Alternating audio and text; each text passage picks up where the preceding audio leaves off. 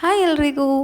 ನಾನಿವತ್ತು ಬೆಳಗ್ಗೆ ಬೇಗನೆ ಎದ್ದು ಒಂದು ಒಳ್ಳೆ ತರಕಾರಿ ಪಲಾವ್ನ ಬ್ರೇಕ್ಫಾಸ್ಟ್ಗೆ ರೆಡಿ ಮಾಡ್ಕೋತಾ ಇದ್ದೆ.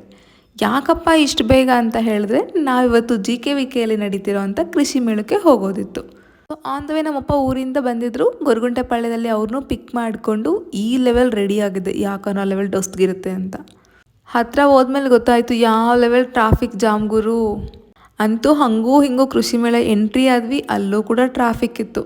ಓಕೆ, ಟ್ರಾಫಿಕ್ಕೆಲ್ಲ ಹೆಂಗೋ ಅಂತ ಫೈನಲ್ಲಿ ನಾವು ಕಾರ್ ಪಾರ್ಕ್ ಹತ್ರ ಮಾಡಿದ್ವಿ.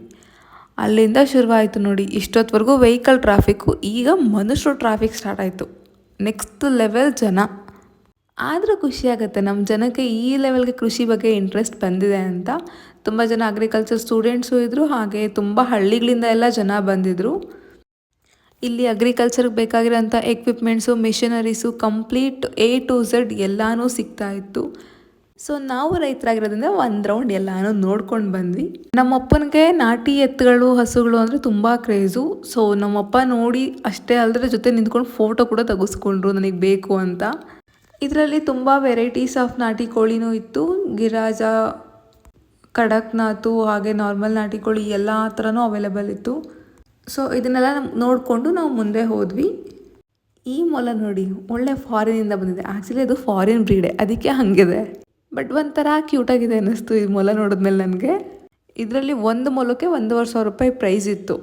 ಹಾಗೆ ಹಸುಗಳು ತುಂಬ ಥರ ಇದ್ವು. ಎಷ್ಟು ಥರ ತಳಿಗಳಿತ್ತು ಅಂದರೆ ಒಂದೊಂದು ಡಿಫ್ರೆಂಟು, ನಾವು ನೋಡೇ ಇರೋಕ್ಕೆ ಸಾಧ್ಯ ಇಲ್ಲ. ಆ ಥರ ಎಲ್ಲ ಹಸುಗಳು, ಎಮ್ಮೆಗಳು ಎಲ್ಲ ಥರನೂ ಇದ್ವು. ಈ ಕೃಷಿ ಮೇಳ ನವೆಂಬರ್ 13ರಿಂದ 16ಕ್ಕೆ ಎಂಡ್ ಆಗ್ತಿದೆ, ಅಂದರೆ ನಾಳೆನೇ ಎಂಡ್ ಆಗ್ತಿದೆ. ಯಾರೆಲ್ಲ ಹೋಗಬೇಕು ಅನ್ನೋ ಇಂಟ್ರೆಸ್ಟ್ ಇದೆ ದಯವಿಟ್ಟು ಬೇಗ ಹೋಗಿ, ಯಾಕಂದರೆ ನಾಳೆನೇ ಲಾಸ್ಟ್ ಡೇಟ್ ಇದೆ ಇದಕ್ಕೆ. ಇಲ್ಲಿ ನೋಡಿ, ಹಳ್ಳಿಕಾರಿ ಎತ್ತು ಕೂಡ ಬಂದಿತ್ತು. ಈ ಡೆಕೋರೇಷನ್ ಅಂತೂ ಲಿಟ್ರಲಿ ಧಾನ್ಯಗಳಲ್ಲೇ ಮಾಡಿರೋದು, ತುಂಬ ಚೆನ್ನಾಗಿ ಮಾಡಿದರು. ನಂಗದು ತುಂಬ ಇಷ್ಟ ಆಯಿತು ಇದು ಆ್ಯಕ್ಚುಲಿ. ಹಾಗೆ ಇನ್ನು ಏನೇನೋ ವೆರೈಟಿ ತರಕಾರಿ ಆಗಲಿ ಹಣ್ಣುಗಳಾಗಲಿ, ಇದು ನೋಡಿ ಸಹಸ್ರ ಬಾಳೆ ಅಂತ ಹೇಳ್ತಿದ್ರು.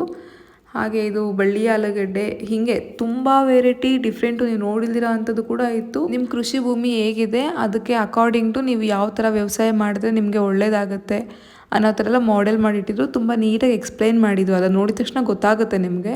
ಹಾಗೆ ಇಲ್ಲಿ ಕೋಳಿ ಸಾಕಾಣಿಕೆ, ಹೈನುಗಾರಿಕೆ ಎಲ್ಲನೂ ನೀಟಾಗಿ ಒಂದು ಇಷ್ಟು ಜಮೀನಲ್ಲಿ ಹೇಗೆಲ್ಲ ಸಾರ್ಟ್ ಮಾಡ್ಕೋಬೋದು ಜಾಗನ ಅಂತೆಲ್ಲ ನೀಟಾಗಿ ಎಕ್ಸ್ಪ್ಲೈನ್ ಮಾಡಿಟ್ಟಿದ್ರು. ಇನ್ನು ಬಾಳೆಹಣ್ಣಲ್ಲಿ ಎಷ್ಟು ಲೆವೆಲ್ ವೆರೈಟಿ ಇತ್ತು ಅಂದರೆ ನಾನು ನಿಜವಾಗ್ಲೂ ಫಸ್ಟ್ ಟೈಮ್ ನೋಡಿದ್ದು. ಈ ಲೆವೆಲ್ಗೆಲ್ಲ ಬಾಳೆಹಣ್ಣಲ್ಲಿ ವೆರೈಟಿ ಇದೆ ಅಂತ. ನಮ್ಮ ತೋಟದಲ್ಲೂ ಒಂದು 3-4 ಥರ ವೆರೈಟಿ ಇದೆ, ಬಟ್ ಈ ಲೆವೆಲ್ಗೆ ನಾನು ನೋಡಿದ್ದಿಲ್ಲ. ಇಲ್ಲಿ ನೋಡಿ, ಎಳ್ನೀರು, ಮುಸ್ಕಿನ ಜೋಳ ಎಲ್ಲದಕ್ಕೂ ಡಿಫ್ರೆಂಟ್ ತಳಿ ಇರುತ್ತೆ ಅಂತ ಎಷ್ಟು ನೀಟಾಗಿ ಎಕ್ಸ್ಪ್ಲೈನ್ ಮಾಡಿಟ್ಟಿದ್ರು.